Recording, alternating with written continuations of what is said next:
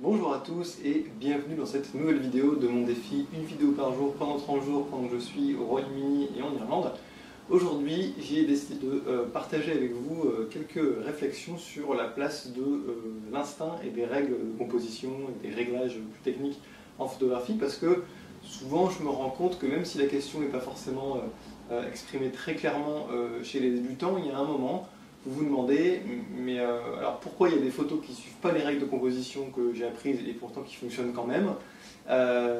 et à partir de quel moment je dois laisser parler mon instinct et me détacher un petit peu des règles que j'ai apprises et un peu moins réfléchir, on va dire, agir de manière un petit peu plus instinctive. Alors c'est une question très intéressante parce que il n'y a pas évidemment de réponse simple, on ne peut pas dire au bout de 3 mois de photographie vous pouvez arrêter de suivre les règles. Mais ça pose vraiment la question de savoir quel est l'intérêt de ces deux démarches qui semblent toutes les deux porter leurs fruits et pourtant sont complètement opposées. Alors, je me suis fait cette réflexion en mangeant en fait, et en parlant d'apprendre la cuisine, parce que moi-même je suis pas franchement un bon cuisinier, et c'est un domaine qui me paraît obscur, et si je prends demain un bouquin de recettes et que je vois voilà, une recette avec plein de choses que je n'ai jamais faites dedans, je vais peut-être me sentir un petit peu débordé et ça va être un petit peu compliqué. Cela dit, si je suis une recette simple à la lettre, il y a quand même des chances que j'arrive à faire un plat qui sera à peu près bon, mais peut-être un petit peu ennuyeux, pas forcément très original. A l'inverse, si je me mets sérieusement à la cuisine et que je me passionne pour le domaine, probablement que dans un an ou deux, je commencerai à inventer des choses, à expérimenter et de manière plutôt réussie la plupart du temps, puisque à force de bien connaître la cuisine, je finirai par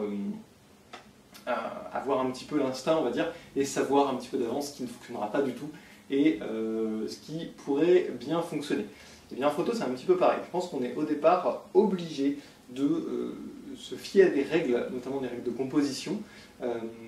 parce que ça va nous permettre d'être à peu près sûr d'avoir un résultat qui va être correct, peut-être pas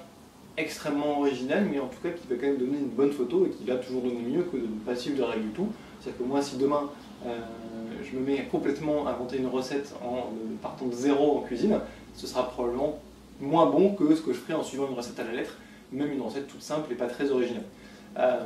Donc je pense qu'au tout début, il faut quand même apprendre ces règles de composition et s'y fier. Ça a aussi un deuxième avantage, une espèce de deuxième effet qui se coule, c'est que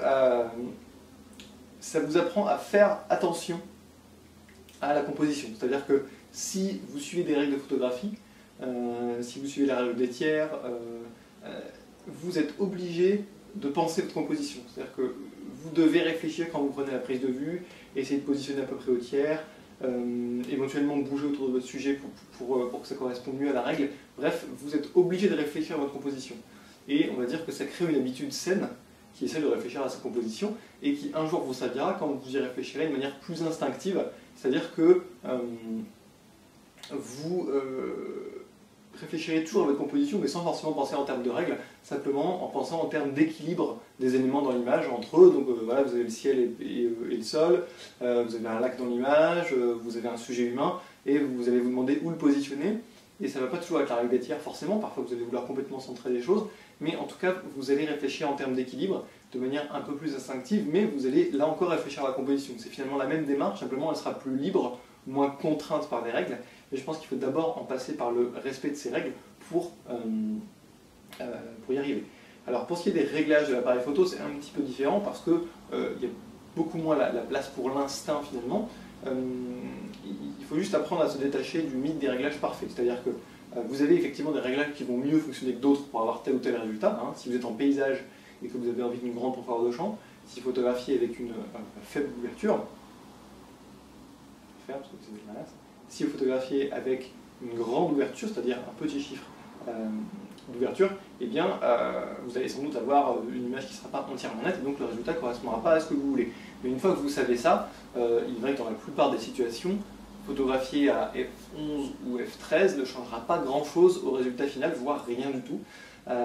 Donc il faut à la fois au départ se concentrer sur faire les bons réglages, donc réfléchir vraiment en se disant ok, j'ai une grande profondeur de champ, je vais donc choisir une faible ouverture, et puis j'ai beaucoup de lumière, donc je peux laisser à des ISO minimum, Pour la vitesse d'obturation, comme j'ai plein de lumière, ça ne devrait pas se poser de soucis, donc c'est pas un problème d'y penser finalement, on peut laisser ça à l'appareil en restant en priorité à l'ouverture. Donc au début on pense beaucoup, on réfléchit, et puis avec la pratique évidemment ça devient plus instinctif. Maintenant quand j'arrive devant un paysage, je ne me pose pas la question de savoir si je dois mettre à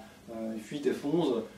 voilà, je me mets en priorité ouverture, je descends mes ISO au minimum, je me mets à une assez faible ouverture pour avoir une grande profondeur de champ, et puis je cadre surtout. Je prends plus de temps sur la composition parce que je sais très bien qu'entre F11 et F13, pas de panique, ça ne va pas changer quoi que ce soit. Donc pour les réglages, c'est un petit peu différent parce que malgré tout, ça laisse, on va dire, pas vraiment place à l'instinct, simplement au lâcher prise. C'est-à-dire que mes réglages sont toujours pas ce qu'on pourrait appeler instinctif, dans le sens où je ne devine pas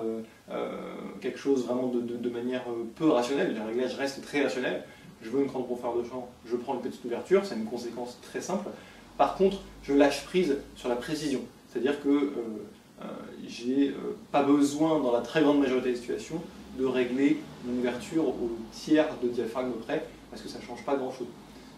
Donc du coup, je peux être aussi beaucoup plus réactif à la prise de vue. J'ajouterai à tout ça l'intérêt de se spécialiser en photo. Plus vous allez faire de photos dans un même domaine, plus votre instinct et votre lâcher-prise vont s'améliorer, puisque vous aurez fait tellement de fois des photos de situations assez similaires que finalement ça va être assez simple pour vous de faire vos réglages et composer vos images. Parce que comme vous aurez souvent rencontré des situations similaires, à force vous aurez un petit peu entraîné votre cerveau, entraîné votre œil à composer ces photos-là, et aussi parce que vous vous serez rendu compte de vos erreurs. Hein. Je disais, c'est important de s'autocritiquer en photographie, et c'est important de regarder ces images pour voir ce qui n'a pas été dedans et ce qui a été, et savoir ce qu'on doit reproduire et ce qu'on doit éviter à l'avenir. Si vous adoptez cette démarche à l'avenir, votre instinct va s'améliorer, et donc à force de pratiquer le même type de photographie, vous allez devenir meilleur. Moi j'ai bien vu que j'ai fait beaucoup de paysages cette année puisque j'ai fait 2 voyages, et j'ai bien vu que ma photo de paysage s'est nettement améliorée par rapport à ce que je faisais il y a ne serait-ce qu'un an, tout simplement parce qu'un an je faisais finalement assez peu de photos de paysage. Alors je savais en faire des bonnes, mais peut-être pas des photos que j'aurais eu envie, je sais pas, d'imprimer et de mettre à mon mur. Enfin, certaines, mais moins que maintenant, de manière on va dire moins régulière. C'est-à-dire que j'avais parfois des photos où je me disais elle est bien, mais j'aurais envie qu'elle soit encore un peu mieux, j'aimerais bien avoir autre chose de plus, et à force d'en faire, eh bien, tout simplement l'instinct s'améliore et on arrive à le faire de manière plus fluide. C'est pareil pour tous les domaines de la photo, donc plus vous allez pratiquer dans un domaine en particulier, plus vous allez vous améliorer. Alors vous allez améliorer votre photo de manière générale, mais quand même précisément dans cette discipline-là. Donc n'hésitez pas à pratiquer beaucoup, parce que c'est vraiment ça qui va faire la différence. Donc voilà ce que je voulais partager avec vous aujourd'hui. Si vous avez aimé cette vidéo, cliquez sur j'aime. Si vous n'avez pas aimé, cliquez sur je n'aime pas. Et si vous souhaitez voir les prochaines vidéos de cette série, bien cliquez sur le petit bouton en haut à droite pour vous abonner à la chaîne YouTube. Je vous dis à demain pour la prochaine vidéo.